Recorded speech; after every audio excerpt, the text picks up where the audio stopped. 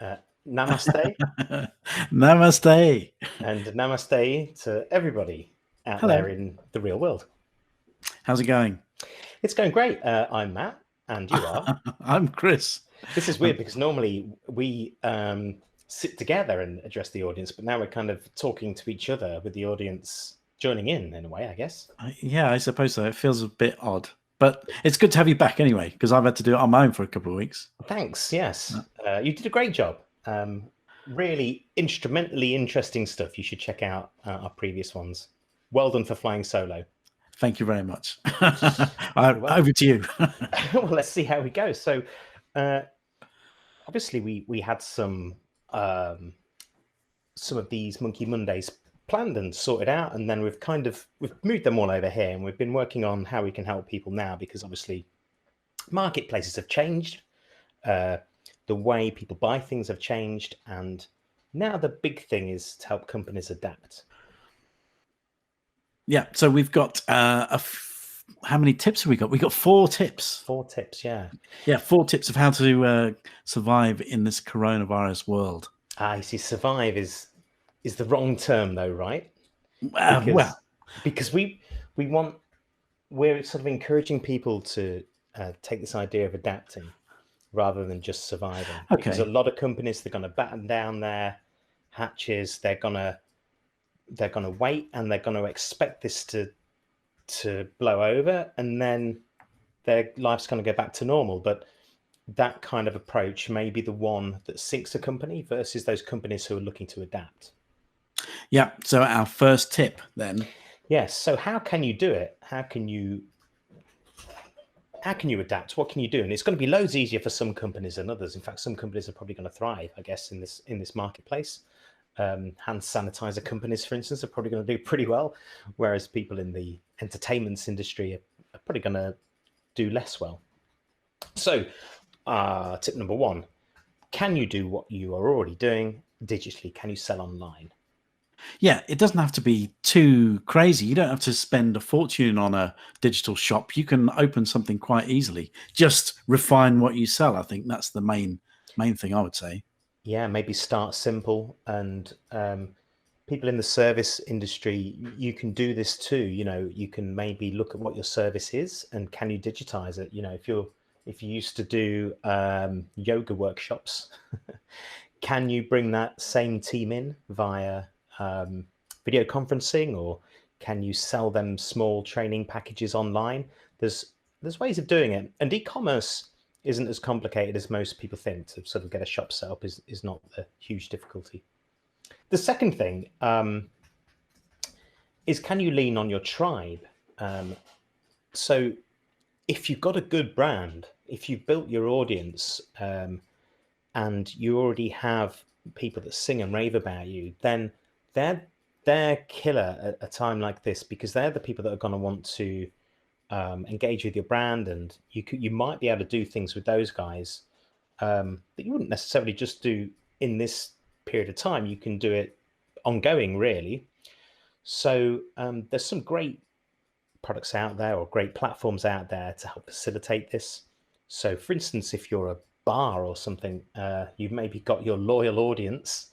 They can't come and share that experience anymore with you, but you can get them involved in other ways. Perhaps you can set up a patron and give them some unique insights and unique content that they might really care about. Or you could set up a Kickstarter. Maybe you've got some transferable skills in your pub world that you could lean on.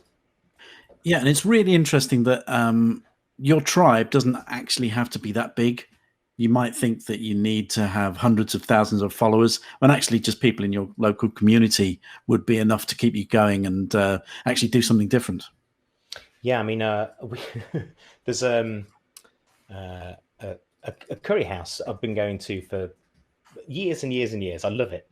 Obviously, we can't go and eat there, but I try and get them from Deliveroo, a curry from them at least once a week, even if I don't really fancy it, because if I can't, when they reopen, maybe if I can't get that curry, I'm going to be really sad. So, Well, I'm glad you're doing something for the community, Matt. but well, yeah, but I think you kind of, I think people will really be into saving and looking after and contributing to those companies that they love and care about. Tip number 3 is diversify. Yeah, so again, finding those transferable skills could be really key here. If you've gone down the journey of understanding your why message, this process may be easier than you think, because you may run, let's go back to a bar, why not? You might run a bar, but actually the reasons you run a bar could all be really very different. And once you tap into that reason for having your bar, you will be able to identify other services you might want to give that same tribe or that same audience who also believe what you believe. So maybe you have a bar that mostly looks after old people, an old country pub, for instance.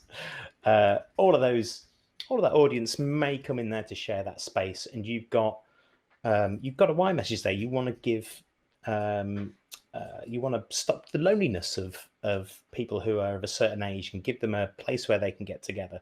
And once you understand that, maybe you can provide other services that could do that sort of thing. So, what transferable skills have you got that could help do the same thing for the same audience?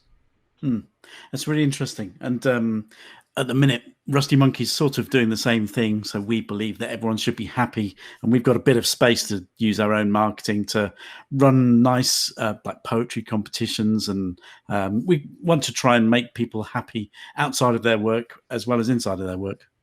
Yeah, and we've seen some of our customers doing some really interesting things as well, and how they can use their skill set to produce something else. And some of that brings us into number 4, really, which is perhaps now is an opportunity to find a means of doing something remarkable. I think the overriding concern for lots of businesses and organizations is, as the economy contracts and as that potential audience that we can sell our services to becomes smaller, or potentially smaller, there's probably some important things to understand, actually, because there are audiences out there that are actually getting much bigger. So the two obvious audiences at the moment that you might be able to create something for, the first one is almost everybody. These bored, restless people at home who are trying to stay sane, they're trying to stay connected, they're trying to go outdoors, they're trying to eat well, they're trying to exercise. They have loads of wants and needs, and actually many of them do still have disposable income. They're still ready to kind of pay for things that are going to bring them some level of happiness. So understanding what's going on in their minds is a great thing, and finding the things they might want, and do you have something that you can connect with them. And the second audience really is anything that could contribute towards the fight against the virus. So we've seen some companies who have diversified their product quite far to actually provide services to the frontline health service, for instance. We've seen people creating products that can actually create like apps and things like that that can actually help measure the virus activity. And there's a whole world of sort of app inquiries that are happening for us over here of companies that are now trying to help those health services with their knowledge and their expertise. So it could be something really abstract too. I heard on the radio, actually, this is an interesting one. I didn't quite catch the name of the charity, but they help train dogs. And what they're looking into is training dogs to help detect if people have coronavirus or not. So this could really help medium and long term, as borders start opening up again, to help control people who have the virus and isolate them and look after everybody else. So even really kind of things that you wouldn't expect normally to be able to be contributing to this kind of fight, there could be something there. So you should explore what you do, explore what you create, what services you have, and try and find where they might slot into that particular market. Yeah, and it's It's a really interesting time, actually, that business is not going to be quite the same when you come out of all this as when we went in. So it is a time to think about stuff, and also just take a bit of time out, maybe sit in a hammock like I do and come up with crazy ideas. That seems to work for me. Maybe you should try it. Yeah. So our overriding message is, try and think of these ways that you can adapt and be prepared for a different world when we do sort of start coming out of this peak. We don't expect loads of companies and consumers to be operating the same way. It's all going to be probably a lot more remote working for everybody, which is great for the environment. So there's a positive. That seems to be it. That's the end of our list. Okay, well, I hope you got some value from that, and stay happy, stay safe. And if you've got any questions, fire them over to us. Yeah, and we'll see you next week for another Monkey Monday. Ciao. Ciao.